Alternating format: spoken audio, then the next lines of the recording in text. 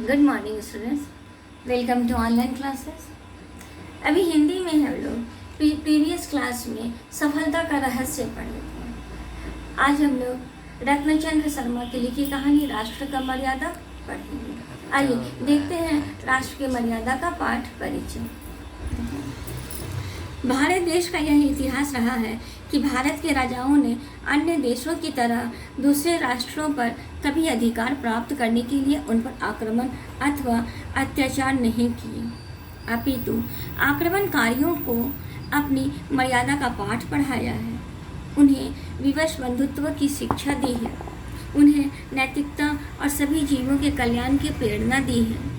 इस कहानी में पोरस ने सिकंदर महान के गर्व को भी और विश्व विजेता कहलाने वाले आक्रमणकारी को भी अपनी नैतिकता के आगे नतमस्तक कर दिया।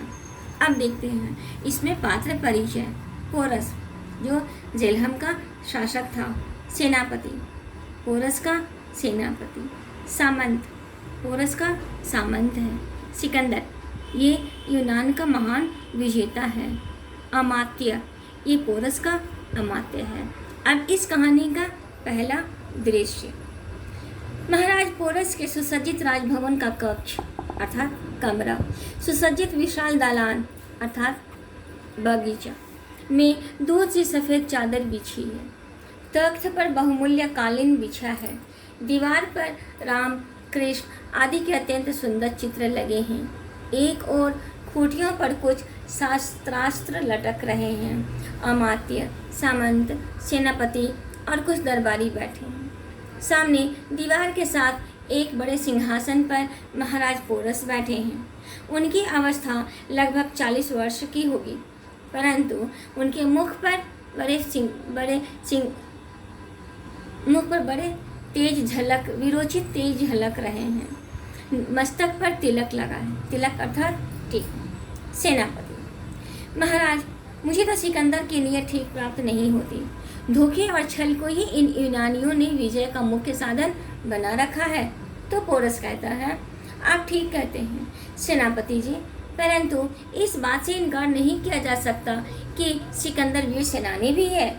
तो इस पर सेनापति कहते हैं, हाँ महाराज, परंतु उसने ईरान, गांधार आदि में जिस ढंग से विजय प्राप्त की उसे वीरोचित नहीं कहा जा सकता।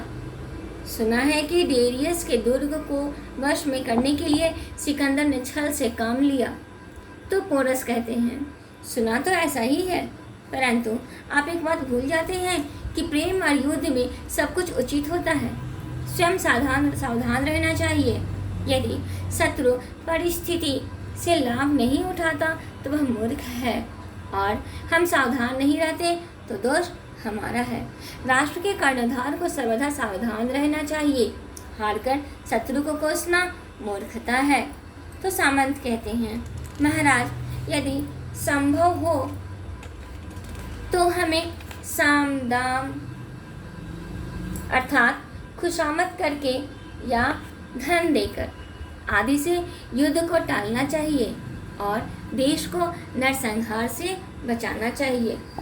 तो पोरस कहते हैं, मैं भी चाहता हूँ, परंतु यदि साम दाम आदि से काम न चले तो सिकंदर के साथ साम और दाम की नीति के प्रयोग का अर्थ होगा आंधी के समान उसकी अधीनता स्वीकार करना तथा राष्ट्र हितों को उसके हाथों बेच देना।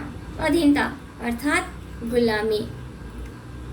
सामंत, महाराज मेरा अभिप्राय केवल नरसंहार को रोकना है, और वह भी यदि संभव हो तो, अन्यथा राष्ट्र के लिए लड़ने वालों एवं बलिदान देने वालों में मैं सबसे आगे रहूँगा। मैं आंधी का नहीं हूँ महाराज। तो पोरस कहते हैं, आपके वचनों को सुनकर मैं बहुत प्रसन्न हूँ। मैं भी युद्ध का समर्थक नहीं हूँ, परंतु कभी कभी ऐसी परिस्थितियाँ उपस्थित हो जाती हैं जब राष्ट्र को युद्ध में कूदना पड़ता है। उस समय राष्ट्र के मान अपमान, मर्यादा और रक्षा का प्रश्न होता है। तब राष्ट्र के लिए जीवन दान भी तुच्छ प्रतीत होता है।